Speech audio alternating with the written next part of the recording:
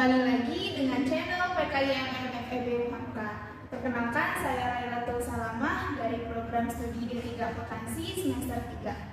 Oke, di sini di podcast kali ini kita bakal bahas tentang lebih penting mana sih antara organisasi dan prestasi. Nah, di sini udah ada narasumber kita nih, namanya Kak Fatimah Zahra. Halo Kak. Halo. Gimana kabarnya? Alhamdulillah baik banget. Oke guys, karena kita belum perkenalan nih sama Kak Fatimah, jadi aku persilakan dulu nih untuk Kak Fatimah memperkenalkan diri dan sedikit opening lah untuk kita semua. Oke, opening ya. Oke. Ini lebih santai aja kan ya? Lebih santai. Oke, kenalin. Halo semuanya, nama aku Fatimah Zahra. Teman-teman semuanya bisa panggil aku Fatimah atau Ari juga boleh gitu ya. Tapi biasanya Fatimah sih. Kemudian aku sekarang lagi menempuh pendidikan di Universitas Muhammadiyah Profesor Dr. Hamka, lebih utama di Fakultas Ekonomi dan Bisnis dan jurusan S1 Akuntansi. Kalau kamu kan tadi D3, kalau aku S1-nya. Nah, apa lagi nih mau tentang aku? Sekarang semester berapa nih? Oke, sekarang aku lagi semester 5 gitu ya. Dan kebetulan aku udah selesai kuliahnya gitu kan ya. Udah selesai kuliah di semester 5, lagi nunggu semester 6 karena kemarin ada beberapa mata kuliah yang dikonversi sehingga nanti baru lanjut lagi di semester 6. Kemudian domisili aku di Kota Tangerang Selatan di Bintaro. Terus aku di sini juga berkecimpungan di organisasi Ikatan Mahasiswa Muhammadiyah dan sekarang lagi menjabat diberikan amanah yaitu sebagai ketua bidang kader. Kesibukannya sekarang itu apa selain dari organisasi kuliah? Oke, kesibukan aku selain kuliah dan organisasi, aku juga ada kesibukan lain juga gitu ya di rumah gitu kan ya. Yaitu aku ngajar les privat gitu kan ya, ngajar les privat dari sore sampai malam. Kemudian aku juga berkecimpungan di Karang Taruna di rumah. Itu sih kesibukan. Kak, boleh ceritain sedikit nggak pengalaman kakak dari semester 1 pertama kali kuliah di UHAMK ini sampai sekarang nih udah semester 5 tuh kayak pasti kan ada suka dukanya sama kuliah itu, boleh ceritain kan? Oke, suka dukanya pasti banyak banget ya. Karena gini loh, aku nggak tahu ya gitu ya. Di UHAMK ini awalnya aku ngira gitu ya, UHAMK tuh bakal biasa aja, bakal kayak universitas yang ya udahlah swasta biasa, tapi UHAMK ini memberikan kesempatan untuk kita gitu ya, untuk kita para mahasiswa itu untuk bisa mengembangkan prestasi dan minat bakat kita gitu, bahkan lebih luas gitu informasinya gitu. Perkembangan dari semester 1 sampai semester 5 ini pasti banyak banget gitu yang aku alami, ya dimana aku semester 1 masih belajar aja, masih rajin belajar gitu kan ya, rajin belajar karena masih online, masih ya biasa online. Kemudian sampai semester 3 ya, kalau semester 3 itu online, terus nyambung ke organisasi IMM, kesibukannya juga. Kemudian semester 4 udah mulai offline kemarin. Beda sangat signifikannya ketika kita mau berani gitu kan. Berani itu ketika kita mau masuk ke dalam dunia perlombaan gitu ya. Dunia mungkin bukan hanya sekedar kita belajar aja. Nah dulu tuh aku di semester pertama sama teman IMM juga gitu ya, teman IMM aku nyoba buat ikutan lomba di universitas swasta di Jakarta. Itu lomba tentang PKM karya ilmiah gitu kan ya. Nah PKM karya ilmiah ini udah dapat 2 SPM, tapi karena kita kurang pengalaman juga, jadi belum lolos tuh. Nah itu nyoba aja dulu kan. Nah terus semester kedua masih ya biasa kuliah. Terus kemudian semester 4, 5 udah ngerasa juga gejolak-gejolak mahasiswanya gitu kan ya, karena sangat signifikan gitu dari kita semester 1, 2, 3 sampai 5 ini. Karena kemarin kita mikirnya adalah seorang pelajar gitu kan ya, kalau pelajar tuh masih pikiran anak-anak banget lah gitu kan. Kalau sekarang udah harus dituntut untuk bisa sendiri, mandiri. Dan di semester 5 inilah yang aku ngerasa banyak banget yang sukanya gitu. Kebetulan kemarin juga habis selesai dari program pertukaran mahasiswa, terus kemarin juga dapat perlombaan itu kewirausahaan KP2 MB dari pemerintah juga.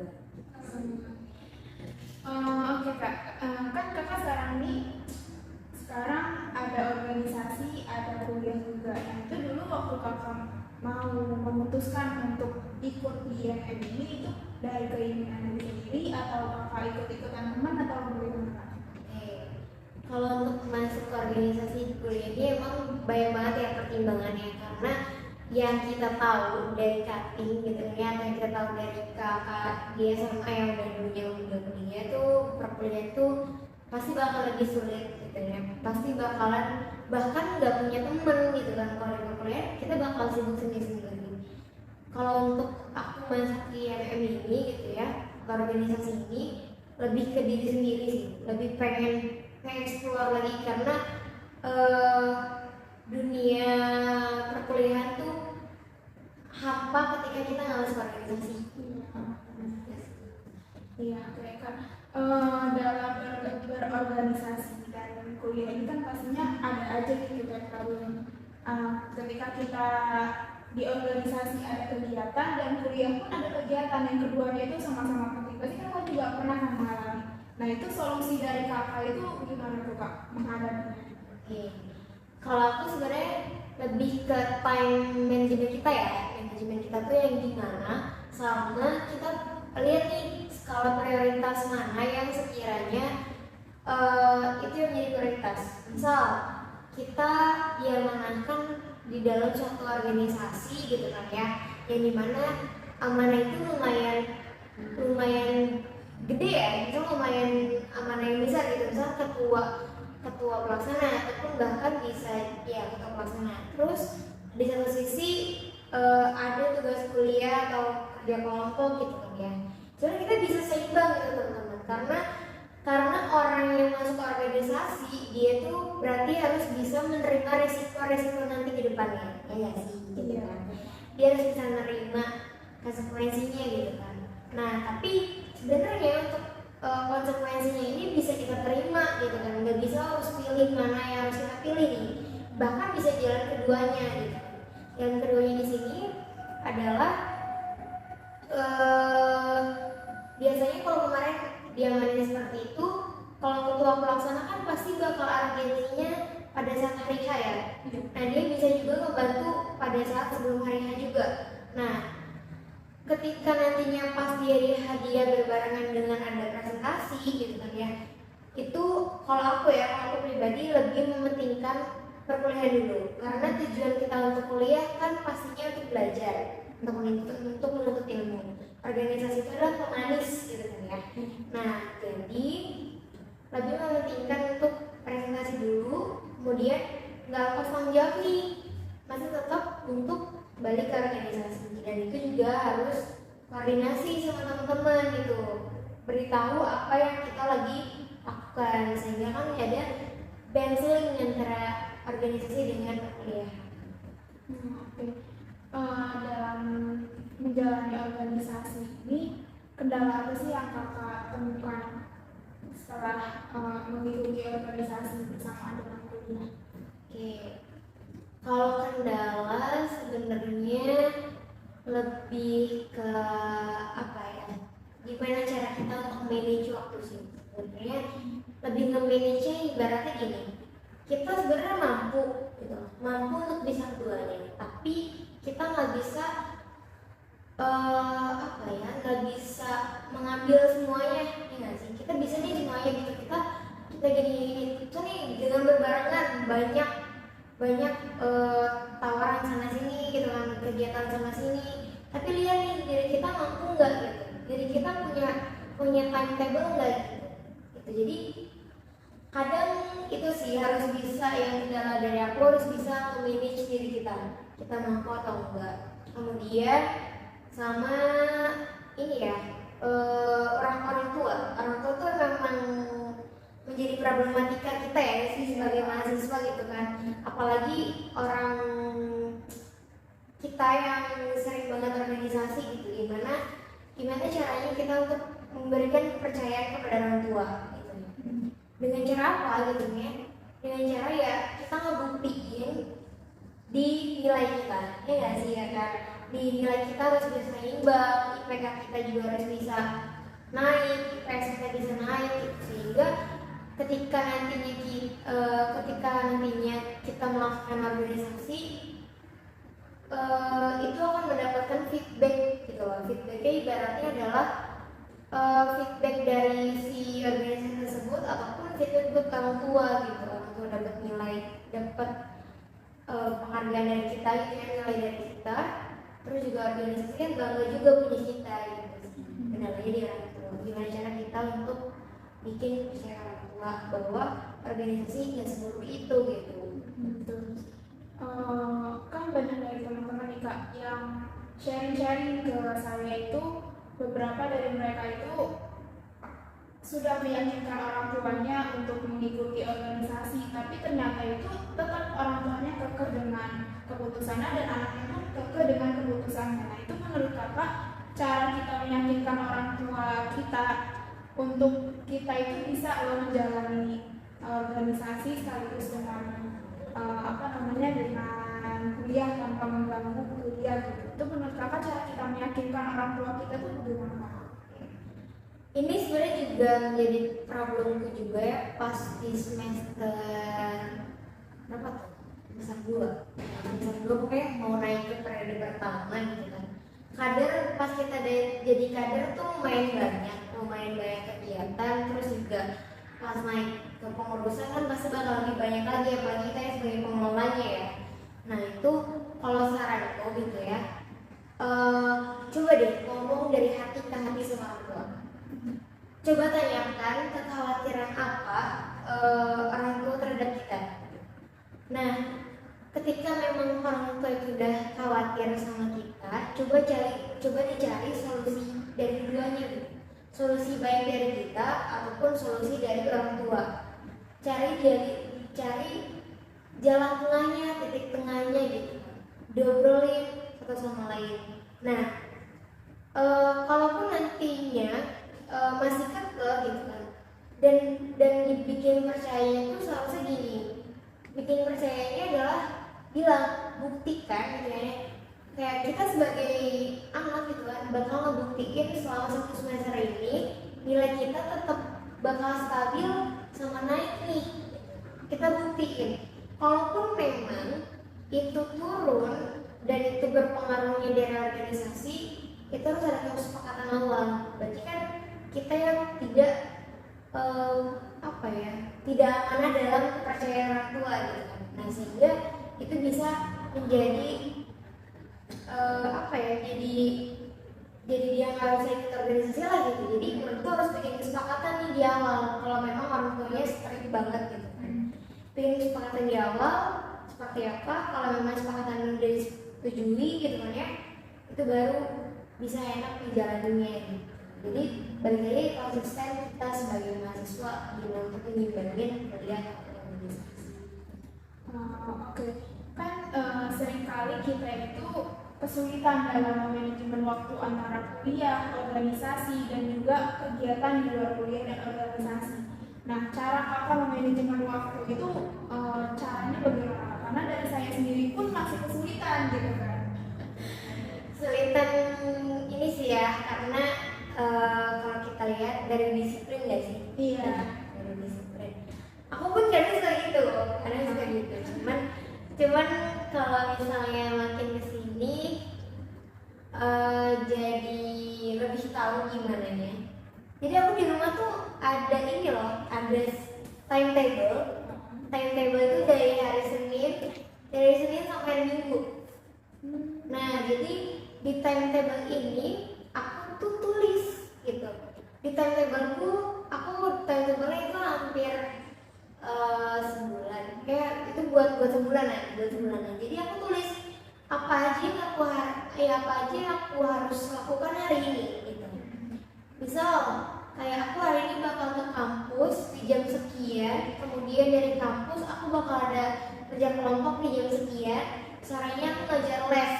Nah itu kan jadi lebih runtut kan. Kalau misalnya kita punya timetable, runtutnya dari pagi, siang, sore. Dan menurutku berdasarkan yang aku baca di bukunya Anatomics Habit gitu kan ya, kita sebagai manusia itu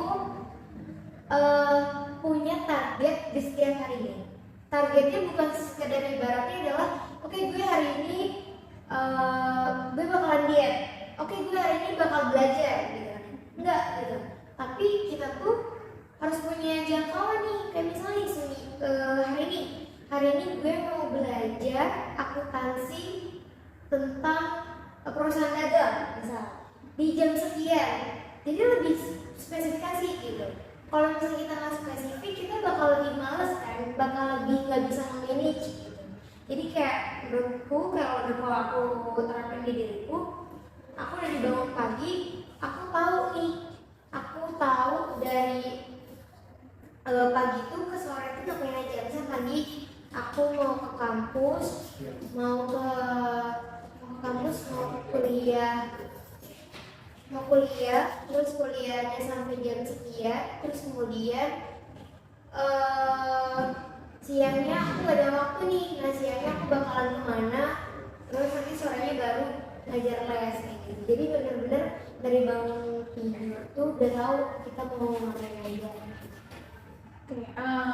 Oke nih, setelah beberapa saran yang setelah Kak Fatima sampaikan untuk kita semua nih, yang Masya Allah benar-benar ngebantu kita banget dalam manajemen waktu antara kuliah, antara organisasi gitu kan. Dan menurut Kak Fatima sendiri, antara organisasi dan prestasi itu lebih penting mana dan yang lebih didulukan yang mana?